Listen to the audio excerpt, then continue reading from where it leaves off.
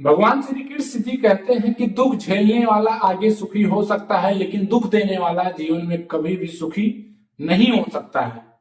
आप सभी लोग जब किसी की खुशियों में दुख डालने का प्रयास करते हैं, पैर खींचने का प्रयास करते हैं और उसके साथ साथ में आप लोग गिराने का प्रयास करते हैं, तो एक बात याद रखिएगा कि श्री कृष्ण जी कहे हैं कि जब किसी के साथ कोई छल करता है तो याद रखिएगा कि वो छल का पल आपके पास भी कभी आ सकता है।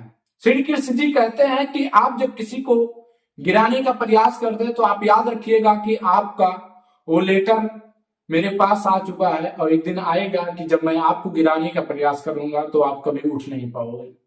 आप किसी को गिरा तो सकते हो, लेकिन जब वो आप और आपके साथ में आपके करियर के साथ में जब वो छल होगा तो फिर कहीं ना कहीं आपकी वो जिंदगी भर की दर्द आपको वो मिनटों में कवर हो जाएगा। जब आप किसी से किसी भी प्रकार को लेके बातों को लेके आप ज्यादातर अफसोस करते हो, अफसोस करने के साथ साथ में उसको परेशान करने का प्रयास करते हैं, वो कहीं ना कहीं वो आपकी नोटिस ऊपर जा रहा है। मैं आज दिल ठोक के कह सकता हूं, दावा ठोक के कह सकता हूं कि आप किसी के प्रति किसी भी प्रकार की छल को छोड़ दीजिए अगर आपके मन में चल रहा है। अगर कोई इंसान आपसे लगाव रखा है, अगर वो आप चाहते हैं कि वो हमेशा हमेशा बरकरार रहे, तो आप किसी को ज्यादा से ज्यादा परेशान करना बंद कर दीजिए। अगर आपको लगता कि गलत अंडरस्टैंड हो गया है, कोई गलत फहमी हो गया, तो उसको आप एक दूसरे से बैठ के समझने का प्रयास करिए, ना कि कोई तीसरे को लाके और साझा करने से प्रयास करिए। क्योंकि वो तीसरा जब आएगा और जब आप उसको कोई बातों को लेके शेयर करेंगे तो फिर याद रखिएगा कि वो आपका तीसरा आपको उसी प्रॉब्लम को लेके फिर वो आपको दूर करवाने का प्रयास करेगा। जब भी आपकी किसी भी प्रकार की कोई भी संकट की घड़ी आए तो आप प्रयास करिए कि स्वयं लड़ने का प्रयास करिए। ये याद रखिएगा कि ये उत्तर प्रदेश है भैया, यहाँ पर आपके दुखों की हालात को सुनने वाला बहुत कम लोग मिलेंगे और आपके दुखों को दुख देने के लिए लाखों लोग मिलेंगे। कहते हैं कि भैया जब आपके पास आपके जेब में पैसे होते तो लाख दोस्त हजार दोस्त मिल जाते हैं, लेकिन जब आपका दिन गिरा हुआ रहता है, जब आपके पास खाने और पीने के पैसे नहीं रहते हैं, तब आप फोन करके और याद करते हैं तो उस टाइम या तो फिर बिजी बताता है या तो फिर कह दिया जाता है कि भैया ये तो ये काम है। ये समझदारी का खेल जो लोग खेलते हैं वो आगे निकल जाते हैं। जो लोग इस तरीके से मूर्खता का कार्य करके और एक दूसरे से डिपेंड रहते हैं, याद रखिएगा कि करियर के टाइम में आपको किसी का साथ हो या ना हो फर्क नहीं पड़ता। रिश्तेदार ना बात, यार दोस्ती, गांव गढ़ी, सभी लोग को अगर आप चाहते हैं कि इन्हें खुश कर ले जाएं तो या तो आप इन्हें खुश ही कर ले जाओगे या तो फिर आप अपनी जिंदगी की वो लाइन, वो घड़ी, वो पल और वो करियर छोड़ दोगे। और याद रखिएगा जिसके लिए आप हजार बार कार्य को कर चुके हो, अगर एक बार आपने किसी भी प्रकार की परेशानी में फंस के आपने उसका कार्य नहीं किया तो दोबारा आपको उसी बात को नोटिस को लेके वो आपको आपकी हजार अच्छाइयों को भूल कर अब आपसे नाराजगी बना लेगा। ये याद रखिएगा कि हर एक मिनट, हर एक घंटा, हर एक दिन, हर एक पल, हर एक समय आपके लिए आपका बहुत महत्वपूर्ण है। क्योंकि जिस घड़ी में आपको सिचुएशन की घड़ियों में आपके माता पिता आपके पास पैसे भेजते हैं और आप पढ़ाई के लिए निकले हुए हैं, तो आप अपनी कार्य को ईमानदारी पूर्वक करिएगा।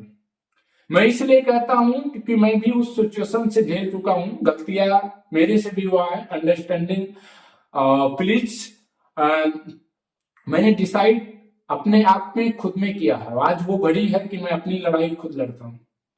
अगर मेरे पास परेशानियों की वो दौर अगर चलता है या चल रहा है तो मैं उसको कम और खत्म करने का प्रयास करता हूं। और मुझे जो चीज को पाना वो धैर्य, और धैर्य के साथ में फिर मुझे वो चीज को बहुत नॉर्मल तरीके से कार्य को पहुंचाना है। कहते नहीं है कि भैया बाप बड़ा ना पैसा, सबसे बड़ा रुपया। खैर आपके पास अगर पैसे हैं तो आपके पास पावर के साथ में परिवार भी है। क्योंकि जब आपके बुढ़ापे में आपको माँ बाप आपको दवा करवाने के पास पैसे नहीं रहेंगे, वो माँ बाप उस घड़ी में तकलीफों की अगर सामना करेंगे तो तीसरे से यही चीज कहेंगे कि मेरा बेटा नालायक निकल गया, मेरा बेटा मेरे पे ध्यान नहीं देता है, और याद रखिएगा, ये घड़ी है कि आप अगर इस टाइम अपने आप को टाइम नहीं दिए, आप यारों दोस्तों में खर्च कर दिए, तो ये सत्य है कि आपको एक दिन उस टाइम का इंतजार करना पड़ेगा। क्योंकि ये उत्तर प्रदेश के कम से कम 25 करोड़ जनता तुल्य मां से कम 1 करोड़ लोग ऐसे हैं जो इस सिचुएशन से जूझ रहे हैं। ये सत्य है, ये कहना नहीं, ये सत्य है कि आप लोग अपने काम को लेके ईमानदारी पूर्वक करिए, और जिस तरीके से आप अपने गोल और अपने करियर को चूज करना चाहते हैं उसके लिए आपको जी जान लगाने की जरूरत है।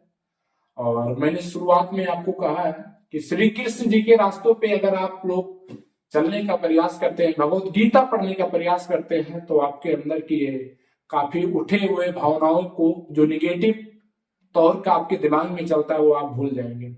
कभी भी किसी से आप किसी भी प्रकार की समस्याओं को अगर है तो आप उसे बोल दीजिए, लेकिन कभी भी आप दिल में बैठकर और आप किसी के साथ छल मत करने का प्रयास करिए। क्योंकि लिखा गया है भगवत गीता में कि अगर आप किसी के साथ में छल और कपट और उसके साथ गलत करते हैं तो याद रखिएगा कि एक दिन आपके साथ जब किया जाएगा तो वो आपकी सेकंडों का वो छल और वो मिनटों का आपका वो दिया हुआ दुख किसी प्रत भगवान जब आपको देंगे तो फिर आपको न घर के रह जाओगे न घाट के। और कहते हैं कि ज्यादा गरीब होने से रोना भी ठीक नहीं है और ज्यादा अमीर होने से घमंड करना भी ठीक नहीं है। समझदारी का दौर है, समझदारी के तरीके से चलने की जरूरत है। और जो अच्छे हैं वो साथ देंगे, जो गलत है वो गलत तरीके से उपयोग करते ही रहेंगे। उन्हें लाख कोशिश कर लीजिए, वो सुधारने का प्रयास कर लीजिए, वो गलत है तो वो रहेंगे। ये हर कोई कहता है, लेकिन मैं कहता हूं कि ये भारत है, ये उत्तर प्रदेश है, यहाँ मोहब्बत देने वाले और मोहब्बत करने वाले करोड़ों लोग हैं। और उस करोड़ों के भीड़ में मुझे आना है, ना कि उस नफरती की दुनिया में बसने के लिए हमें वहां पे नहीं जाना है। तो साथ दीजिए, आप लोग सपोर्ट करिए, शेयर करिए, लाइक करिए, कमेंट करिए।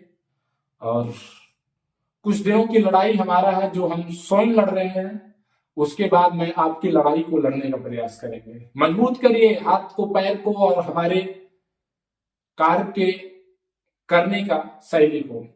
दिन पे दिन हम अपने आप को कुछ ना कुछ सीखने का प्रयास करते हैं। आप लोगों की समस्याओं को मैं बटोर रख के रख रहा हूं, मेरे पास नोट्स भरे हैं कि कहाँ किसके साथ क्या गलत हो रहा है, कहाँ किसके साथ क्या गलतियां हुआ, कहाँ किसके साथ किस तरीके से नेता से साथ अपराधी के साथ में माफिया के साथ में सरकार के साथ में पुलिस प्रशासन गलत कर रही है। उस सभी चीजों को नोटिस बना के रख रहा हूं, दिखाऊंगा, आवाजें उठाने का प्रयास करूंगा। क्योंकि हम लोग का कर्तव्य यही है, चौथा स्तंभ भारत का मीडिया को भी दिया जाता है। और वही सत्य है कि ये लिखा हुआ है संविधान में कि आपका जो कार्य है आप अपने दायित्व पे ईमानदारी पूर्वक रहिए।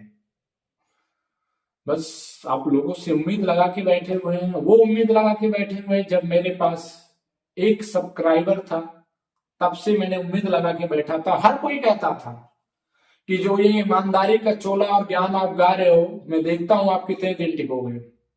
और आज 1 से 1000 से ज्यादा हो गए हैं। जो इंसान से के पास में जब भी किसी के पास वो बैठता था तो एक ही बात कहता था कि यार कि हमारा उत्तर प्रदेश में जिस तरीके से क्राइम, भ्रष्टाचार, जिस तरीके से नेताओं की रवैया है, क्या सुधरेगा कभी हमारे उत्तर प्रदेश के गरीब के खुशी और गरीब के चेहरों पे खुशहाली आएगा? हर कोई कहता था कि भैया इस जन्म में तो नहीं आ सकता, आप भूल जाइए। और मैं जब बातें करता था कि भैया मैं जब पत्रकार बनूंगा और जब मैं अपने माइक को उठाऊंगा, ग्राउंड लेवल पे जाके मैं सवालों करने का प्रयास करूंगा, तो मैं आंखों में आंखें डाल के नेता से कड़वे सवाल पूछूंगा। तो हर कोई एक ही बात कहता है कि ईमानदारी के ज्ञान देने वाले या तो फिर वो दबा दिया जाते हैं तो फिर मार दिया जाते हैं, और तीसरा कुछ नहीं होता है। और हम भी देखते हैं कि आपकी लड़ाई कहां तक जाती है। मैंने कहा यही तो समस्याएं हैं। समस्या इस बात का है कि किसी कार्य में करने से पहले आप लोग घबरा जाते हैं और सोच लेते हैं कि ये चीज तो नहीं हो सकता। मैं आपको बार बार एक चीज कहता हूं कि जब तक ये अपनी नेगेटिव थिंकिंग अबाउट सोच अगर ये अपने दिमाग से नहीं निकालेंगे, और जब तक आप पास्ट को छोड़ के, नेगेटिव को छोड़ के और कंटिन्यू के साथ साथ में आप लोग फ्यूचर के बारे में सोचना स्टार्ट कर देंगे, तो याद रखिएगा कि आपकी हर उस लड़ाई को और उस तरीके से लड़ना, और लड़ाई लड़के जीत भी मिलेगा, और उसके लिए आपको ही लड़ना पड़ेगा, क्योंकि